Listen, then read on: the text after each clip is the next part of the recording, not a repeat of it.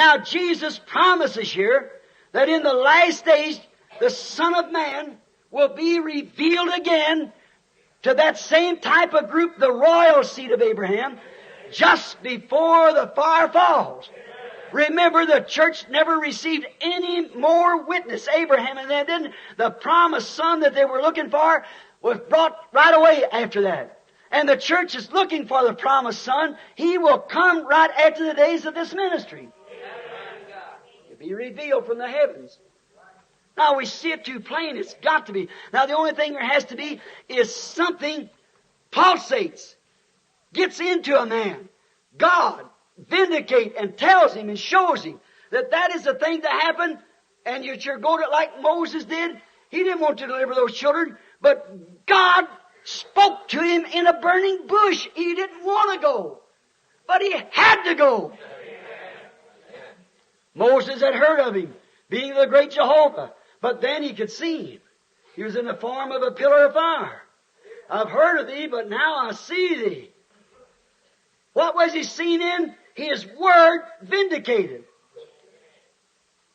God told Abraham that his people would sojourn in a strange land for 400 years, but he'd bring them out with a mighty hand. And notice, this burning bush gave vindication to what the prophet Abraham had said would take place. Moses said, I've heard of it, but now I see it. Now we've heard that in the last days, that the Son of Man will come among His people and reveal Himself to the people in the same way that He did just before the destruction of Sodom. The Son of Man. What did He do? He knew the secrets that was in Sarah's heart. Also, give the promise to Abraham. Abraham had heard God's voice. He might have seen Him in many different ways. I don't know how He talked to him through dreams or through prophecies. But this time, he saw Him. I've heard of you. Now I see you. And the church has heard of God.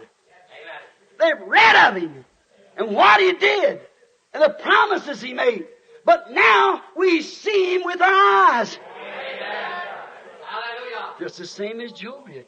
I've heard of thee, but now I see thee. My, what a difference.